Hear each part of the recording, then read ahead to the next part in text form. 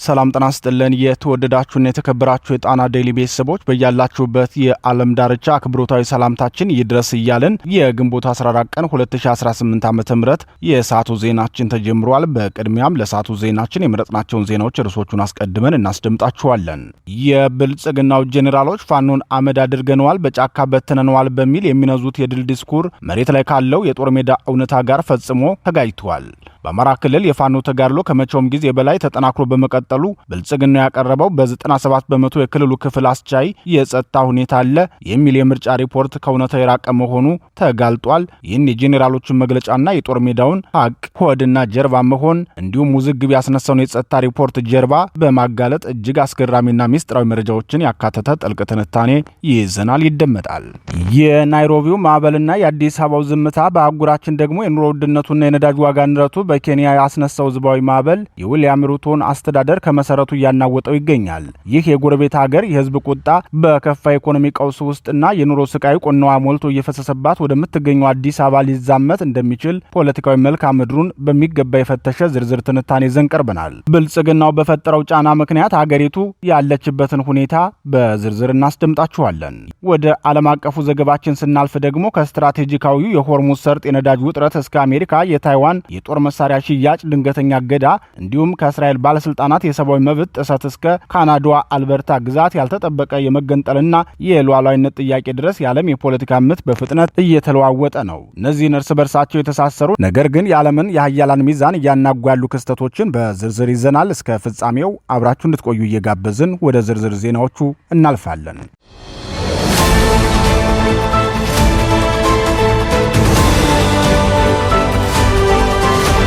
የብልጽግናው ጄኔራሎች አመኑ። የፋኖ ተጋድሎ በአማራ ክልል ቀጥሏል። የብልጽግናው ጄኔራሎች በጦርነት ተጠምደናል አሉ። ከ4 ኪሎ በብልጽግናው አመራር በኩል የሚወጣው መረጃ ደግሞ በክልሉ 97 በመቶ ምርጫ እናካሄዳለን ሲል፣ ፋኖ በበኩሉ ቀሪው 3 በመቶ በሚሆኑ አካባቢ ምርጫ አይካሄድም በማለት ምላሽ ሰጥቷል። በሌላ በኩል በአንዳንድ የአማራ ክልል ከተሞች የብልጽግና አመራሮች የባንክ ሰራተኞችን እያገቱ ገንዘብ እየተቀበሉ እንደሆነም ተሰምቷል። ፋኖን ቀጥቅጠነዋል፣ አመድ አድርገነዋል፣ በጫካ በትነነዋል፣ ዳግም እንዳይነሳ አድርገነዋል እያሉ በሚዲያ ሲፎክሩና ሲዝቱ የከረሙት የብልጽግና ጄኔራሎች በአማራ ክልል በርካታ አካባቢዎች አሁንም ከባድ ውጊያ ላይ መሆናቸውን የሚያሳዩ መረጃዎች እየወጡ ይገኛሉ።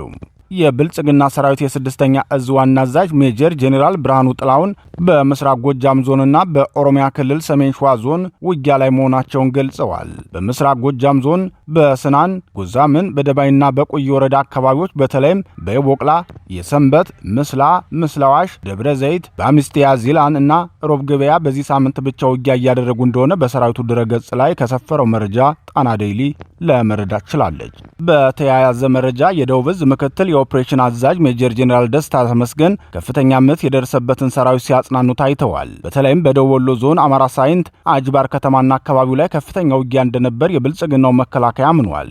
በተቃራኒው የፋኖ አባላት በክልሉ በተለያዩ አካባቢዎች በአገዛዙ ሰራዊት ላይ በደፈጣና በልዩ ኦፕሬሽን ጥቃት በመክፈት የንብረትና የሰብአዊ ጉዳት እንዳደረሱ ገልጸዋል። የአማራ ፋኖ በሸዋ ጠቅላይ ግዛት ያሳምነው ዕዝ መሐመድ ቢሆነ ኮር እቴጌ ጣይቱ ክፍለ ጦርና ደጃዝማች ተሰማ እርገጤ ክፍለ ጦር በአገዛዙ ሰራዊት ላይ ከባድ ጥቃት ፈጽመው በርካታ መሳሪያና ተተኳሽ ገቢ ከማድረጋቸው ባሻገር በሰራዊቱ ላይ የሞትና የመቁሰል ጉዳት አድርሰዋል። የብልጽግናው 3ኛ ሻለቃ ሰራዊት መነሻውን ከደብረ ብርሃን በማድረግ ባንኮበር ወረዳ አልዩ አምባ ከተማ ካለው አድማ ብተናና የወረዳው ሚልሻ ጋር ጥምረት በመፍጠር ወደ ጎርጎ በሚጓዝበት ሰዓት ጥቃት አስተናግዷል።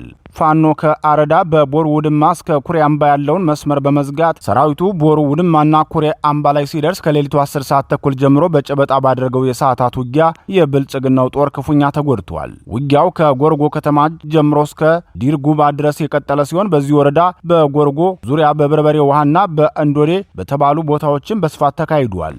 የጣና ዴይሊ የመረጃ ምንጮች እንዳረጋገጡልን ከ18 በላይ ሙትና ከ22 በላይ ቆስለኛ የተመዘገበ ሲሆን ከሟቾቹ መካከል አንዱ የመከላከያ ሻምበል መሪና ሌላኛው ደግሞ የአድማ ብተና ሻምበል መሪ ይገኙበታል። በሌላ ዜና የደጃዝማች ተሰማ እርገጤ የክፍለ ጦር በይፋት አውራጃ ሸዋሮቢት ከተማ ዙሪያ ከብልጽግናው ጥምር ጦር ጋር ባደረገው ከፍተኛ ተጋድሎ የተሞላበት ውጊያ ድል መቀዳጀቱን አሳውቋል። ፋኖቹ ሸዋሮቢት ከተማ ቀበሌ 6 በመግባት የብልጽግናውን ወንበር አስጠባቂ ሰራዊት ላይ ከባድ ምት ፈጽመዋል። ምርጫ ለማካሄድ በክልልና በአማራ ህዝብ ላይ በኦህዴድ ብልጽግና የታቀደውን ዘመቻ ለማስፈጸም በጎዜ ተራራ፣ እንቀሬ ጉባ፣ ፍየሎች ማጎሪያ፣ ገበሮች ተራራና በአቦ ጸበል ያለ የሌላ ኃይሉን አሰልፎ የወጣው ያገዛዙ ጦር በደጃዝማች ተሰማ እርገጤ ክፍለ ጦር በአንዲት ግራር ሻለቃና በአስማረ ዳኝ ሻለቃ ከአባት አርበኞች ጋር ባደረጉት ተጋድሎ ወደ መጣበት እንዲመለስ ተደርጓል። ተጨማሪ ኃይል ካጣየና ከጀውሃ ቢያመጣም ሳይሳካለት ቀርቷል ሲሉ የጣና ዴይሊ መረጃ ምንጮች አረጋግጠዋል።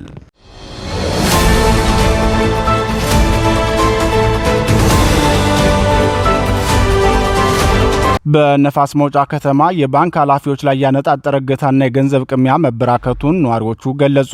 የነፋስ መውጫ ከተማና በአካባቢው የወረዳና የከተማ አስተዳደር አመራሮች የባንክ ኃላፊዎችን በሐሰት ወንጀል በመወንጀል በማሰርና ከፍተኛ የገንዘብ ክፍያ በመጠየቅ ላይ እንደሚገኙ የአካባቢው ምንጮች ገለጹ። ይህ ድርጊት በሕዝቡና በባለሙያዎች ላይ ከፍተኛ ምሬትና ስጋት መፍጠሩ ታውቋል። እንደ መረጃው ከሆነ ባለፈው የ2017 ዓ.ም ላይ ጋይንት ወረዳ የጸደይ ባንክ ጎብጎብ ቅርንጫፍ ስራ አስኪያጅ የነበሩትን አቶ አደራጀውን ማሰር የግማሽ ሚሊዮን ብር ክፍያ በማስገደድ የለቀቁት እነዚህ አመራር አካላት ዘንድሮም በተመሳሳይ መልኩ በነፋስ መውጫ ከተማ ተመሳሳይ ድርጊት እየፈጸሙ ይገኛሉ። ከትናንት በስቲያ በነፋስ መውጫ ከተማ የሚገኘውን የጸደይ ባንክ ነፋስ መውጫ ቅርንጫፍ ስራ አስኪያጅ አቶ መሰረትን በቁጥጥር ስር የዋሉት ያስተዳደሩ አመራሮች ግለሰቡ እንዲፈቱ ግማሽ ሚሊዮን ብር እንዲያዘጋጁ ትዕዛዝ አስተላልፈውባቸዋል። ድርጊቱ በአቶ መሰረት ላይ ብቻ የቆመ ሳይሆን በነፋስ መውጫ ከተማ ውስጥ የሚገኙ ሌሎች የባንክ ኃላፊዎችንም በተመሳሳይ መንገድ ለማወክና ገንዘብ ለመቀማት ጥረት እየተደረገ መሆኑ ተረጋግጧል። አመራሮቹ ፍላጎታቸው በፈቃደኝነት ለማስተናገድ ፈቃደኛ ያልሆኑ ባለሙያዎችንና ኃላፊዎችን በተለያዩ የፖለቲካና የማሸማቀቂያ ስያሜዎች በመፈረጅ በቅደም ተከተል ለማሰርና ገንዘብ ለመቀበል የሰዎችን ዝርዝር ወይም ወረፋ አዘጋጅተው እየተንቀሳቀሱ መሆኑንም ምንጮች በምሬት ገልጸዋል። ይህ በባንክ ባለሙያዎች ላይ እየተፈጸመ ያለው እገታ፣ እስራትና ዝርፊያ በአካባቢው ያለውን የንግድና የባንክ እንቅስቃሴ ክፉኛ እየጎዳው መሆኑንና በማህበረሰቡ ዘንድም ከፍተኛ ቁጣን እየቀሰቀሰ እንደሚገኝ ተገልጿል።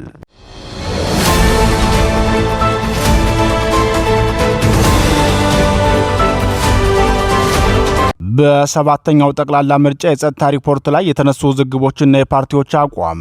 በሰባተኛው ሀገር አቀፍ ጠቅላላ ምርጫ ዙሪያ በተለይም በአማራና በኦሮሚያ ክልሎች ያለውን የጸጥታ ሁኔታ በተመለከተ የቀረበው የጥናት ቡድን ሪፖርት በፖለቲካ ፓርቲዎች ዘንድ ከፍተኛ ውዝግብ አስነስቷል። ብልጽግናው በእነዚህ ክልሎች ከ97 በመቶ በላይ በሆኑ አካባቢዎች አስቻይ የጸጥታ ሁኔታ አለ ማለቱን ተከትሎ ይህ መረጃ መሬት ላይ ያለውን እውነታ እንደማይወክልና ተቀባይነት እንደሌለው የሚገልጹ ተቃውሞች ተነስተዋል። ከዚህ በተጨማሪ ገዢው ፓርቲ በእነዚሁ ክልሎች በህገወጥ መንገድ የምርጫ ካርድ እየተበተነ ነው የሚሉ ክሶችም ተደምጠዋል። ይህንኑ የጸጥታ ጥናት በተመለከተ የህብር ኢትዮጵያ ዲሞክራሲያዊ ፓርቲ ህብር ኢትዮጵያ ሪፖርቱ ሙሉ በሙሉ እንደማይቀበለው አስታውቋል። የፓርቲው ምክትል ሊቀመንበር አቶ አበበ በቀለ እንዳሉት አጥኚዎቹ መረጃ በሚሰበስቡበት ወቅት እውነታውን በአግባቡ እንዳይረዱ የማድረግ ስራ ተሰርቶ ሊሆን እንደሚችል ፓርቲያቸው ያምናል። ምንም እንኳን በሁለቱ ክልሎች ሙሉ በሙሉ አስቻይ ሁኔታ የለም ማለት ባይቻልም የተገለጸው የ97 በመቶ አህዝ ግን ጥያቄ የሚያስነሳና ከእውነታው የራቀ መሆኑን ገልጸዋል።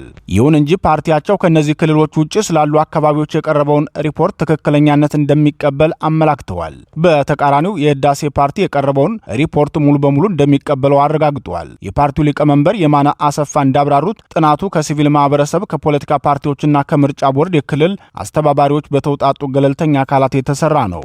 ፓርቲያቸውም በ13 የተለያዩ አካባቢዎች በጥናቱ ላይ በአካል መሳተፉን በመጥቀስ ሪፖርቱ መሬት ላይ ያለውን ነባራዊ የጸጥታ ሁኔታ በትክክል የሚያሳይ ነው ብለዋል። በሌላ በኩል የአራት ፓርቲዎች ስብስብ የሆነው ትብብር ለኢትዮጵያ አንድነት ሪፖርቱን በተመለከተ ጠንከር ያለ አቋም ወስዷል። ይህ የፓርቲዎች ቅንጅት ከቀናት በፊት በሰጠው ጋዜጣዊ መግለጫ የቀረበው የጥናት ሪፖርት ተቀባይነት እንደሌለው በማንሳት ሙሉ በሙሉ ውድቅ እንዲደረግ መጠየቁ ታውቋል።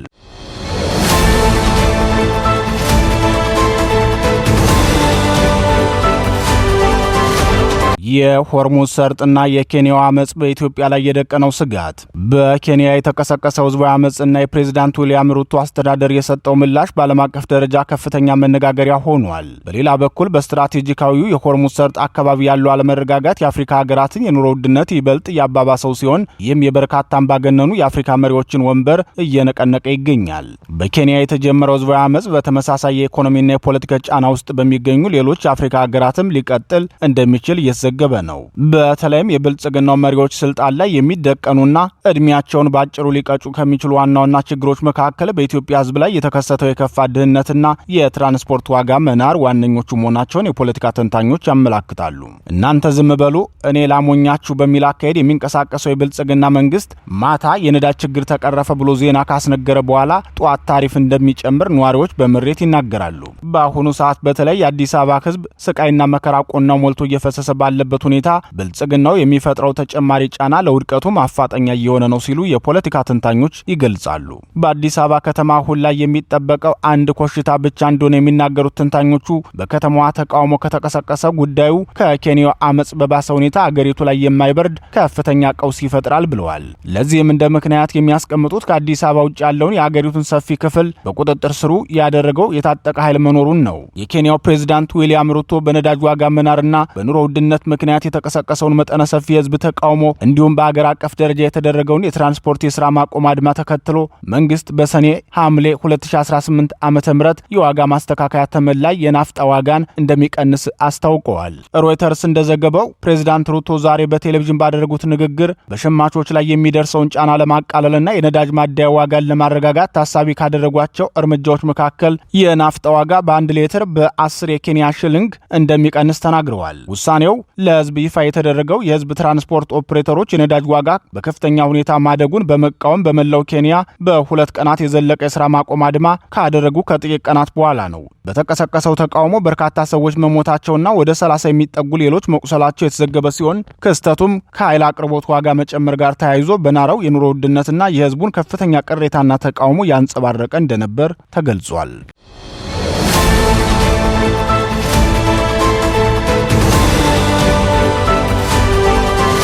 ከሆርሙዝ ሰርጥ እስከ አልበርታ ህዝበ ውሳኔ። በዓለማችን የጂኦፖለቲካ መድረክ ላይ የሀያላኑ ፍጥጫና የቀጠናዊ ቀውሶች ማዕበል የዓለምን የፖለቲካና የኢኮኖሚ የልብ ትርታ እያናጋው ይገኛል።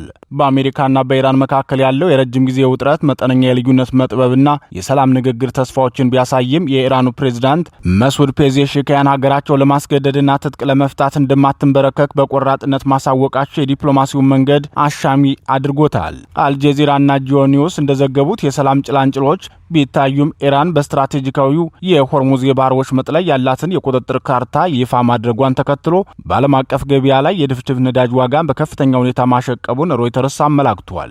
ይህ የቀጠናው ሰዓት የአሜሪካን ትኩረት ያስቀየረ ሲሆን ዋሽንግተን ከቴህራን ጋር በገባችበት የጦርነት ስጋት የተነሳ ለታይዋን ልታደርገው የነበረውን የ14 ቢሊዮን ዶላር የጦር መሳሪያ ሽያጭ ለጊዜው ማቆሟን የባህር ኃይል አዛዡ አስታውቀዋል።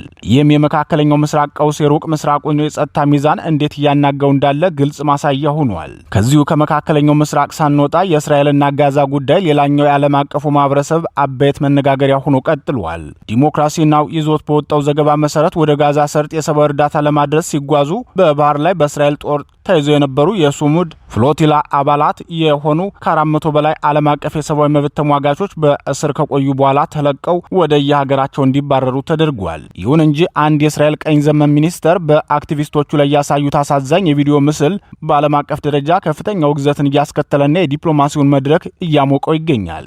ይህ የሰብአዊ መብትና የፖለቲካ ውዝግብ በዓለም አቀፍ መድረክ እየተስተጋባ ባለበት በዚህ ወቅት በሌሎች የዓለም ክፍሎች ደግሞ ያልተጠበቁ ውስጣዊ የፖለቲካ መንቀጥቀጦች እየታዩ ነው። በአውሮፓና ኤስያ መገናኛ ላይ በምትገኘው ቱርክ የሀገሪቱ ፍርድ ቤት የዋናውን ተቃዋሚ ፓርቲ መሪ ከስልጣን ማውረዱን ተከትሎ ሀገሪቱን በከፍተኛ የፖለቲካ ውጥረት ውስጥ ከቷታል። በሌላ በኩል ደግሞ በሰሜን አሜሪካ አህጉር አዲስ የሉዓላዊነት ጥያቄ አየር ላይ ውሏል። የካናዳዋ አልበርታ ግዛት በቀጣዩ ጥቅምት ወር ላይ ከካናዳ ተለይታ የራሷን ሉዓላዊ ሀገር ለመመስረት የሚያስችላትን ታሪካዊ ህዝበ ውሳኔ ወይም ሪፍረንደም እንደምታካሄድ ይፋ አድርጋለች። ከሆርሙዝ ሰርጥ የነዳጅ ጦርነት እስከ ሰሜን አሜሪካ የሉዓላዊነት ጥያቄ ድረስ እየተስተዋሉ ያሉ እነዚህ የተሳሰሩ ክስተቶች የዓለማችን የጂኦፖለቲካ መልክዓ ምድር ምን ያህል ፈጣን ተለዋዋጭና እረፍት አልባ መሆኑን ቁልጭ አድርገው የሚያሳዩ ናቸው።